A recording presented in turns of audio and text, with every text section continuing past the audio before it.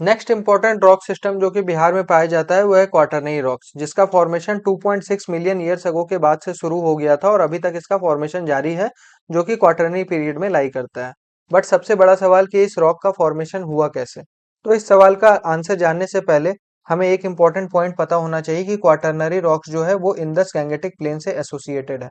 अब Indus Gangetic plane से associated तो है, बट इंडस गैंगेटिक प्लेन का फॉर्मेशन कैसे हुआ। तो पहला इंपॉर्टेंट पॉइंट ये है कि इंडस गैंगेटिक प्लेन्स का फॉर्मेशन हुआ था after the formation of Himalayas. मतलब हिमालयास के फॉर्मेशन के बाद ही इंडस गैंगेटिक प्लेन्स का फॉर्मेशन शुरू हुआ था, जो कि क्वाटरनरी पीरियड में स्टार्ट हुआ था। क्वाटरनरी पीरियड में जो हिमालयास के मेन 3 रिवर्स थे, जो कि थे इंडस, गंगा और ब्रह्मपुत्र, यह तीनों अपने यूथफुल स्टेज में थे। यूथफुल स्टेज में होने की वजह से इन तीनों में काफी ज्यादा एनर्जी था।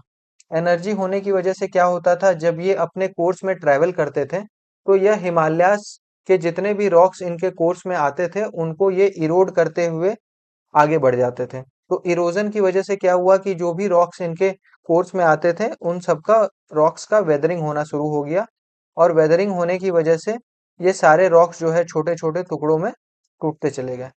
छोटे छोटे टुकड़ों में तोड़ने के बाद यह रिवर्स यहीं पे नहीं रुकती थी, यह रिवर्स इन छोटे छोटे टुकड़ों को अपने साथ कैरी भी करती थी थ्रू आउट देयर कोर्स। मतलब जितने दूर वो ट्रैवल कर रही हैं रिवर्स, उतने दूर ये छोटे छोटे टुकड़ों को भी ले जाती थी, और throughout their course in weathered rocks को ये कैरी करती थी और इनको डिपॉजिट कर देती थी अपने कोर्स में। तो इससे हुआ एक डिपोजिशनल प्लेन का फॉर्मेशन। डिपोजिशनल प्लेन का एक फॉर्मेशन हो गया। और ये डिपोजिशनल प्लेन जो है कहाँ पे पाया जाता है, जिस भी एरिया में इंडस, गंगा और ब्रह्मपुत्र ट्रेवल करती हैं, उस एरिया में ये डिपोजिशनल प्लेन आपको देखने को मिलेगा। और इसी डिपोजिशनल प्लेन में जो रॉक्स पाए जाते हैं, उस रॉक्स को हम लोग बोलते हैं क्वाटरनरी रॉक्स। तो यहाँ तक हमने देख लिया कि क्वाटरनरी रॉक्स का फॉर्मेशन एक्चुअली हुआ कैसे। अब नेक्स्ट इंपॉर्टेंट पॉइंट कि क्वाटरनरी रॉक्स बिहार के किस किस डिस्ट्रिक्ट में पाए जाते हैं। तो यहाँ पे जैसे आप देख रहे होगे कि यहाँ पे एक रोता हुआ सा चेहरा है। रोता हुआ सा चेहरा इसलिए क्योंकि जब इस चेहरे ने ये मैप देखा तो ये बोला इतने सारे डिस्ट्रिक्ट में याद कैसे करूं। तो मैंने इसको दिया एक सॉल्यूशन। इसको एक सॉल्यूशन ये दिया कि तुम याद मत करो। याद इसलिए मत करो क्योंकि ये बिहार के सारे 38 डिस्ट्रिक्ट में पाए जाते हैं, तो आपको याद करने की जरूरत ही नहीं है। तो ये उदास चेहरा जो है खुश हो गया। अब इम्पोर्टेंट पॉइंट ये है कि ये पूरे 38 डिस्ट्रिक्ट में क्यों पाए जाते हैं।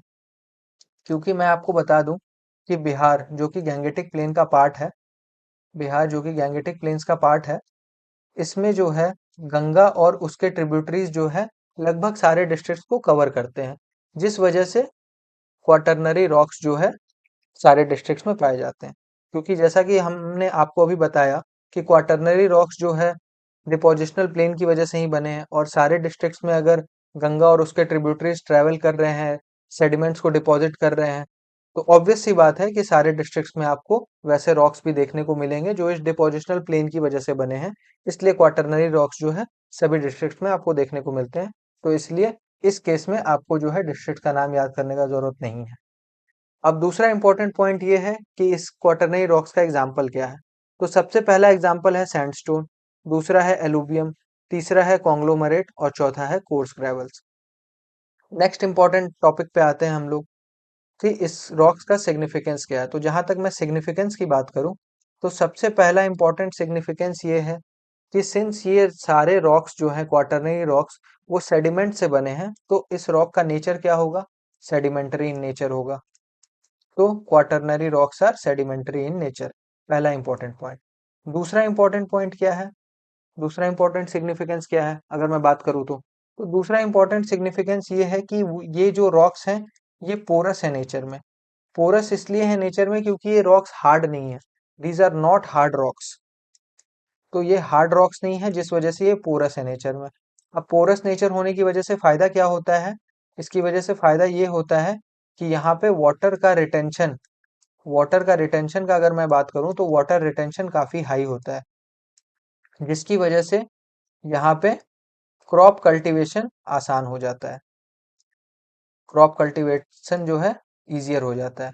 अब क्रॉप कल्टीवेशन इजियर हो जाता है किस टर्म्स में, जो भी क्रॉप्स ज्यादा वाटर डिमांड करते हैं वो क्रॉप्स भी हम लोग इजिली ग्रो कर सकते हैं इस एरियाज में। जैसे कि फॉर एग्जांपल मैं बात करूँ राइस, शुगर केन, तो ये जो क्रॉप्स हैं इनको काफी वाटर चाहिए होता है ग्रो होने के लिए। तो इस एरिया में पोरस नेचर ऑफ रॉक्स की वजह से वाटर रिटेंशन इनकी ज्यादा है, जिस वजह से यह जो है राइस और शुगर केन इजिली इस एरिया में ग्रो हो सकते हैं। तो सेकंड सिग्निफिकेंस ये है। तो यह था quaternary rock system in Bihar in complete detail.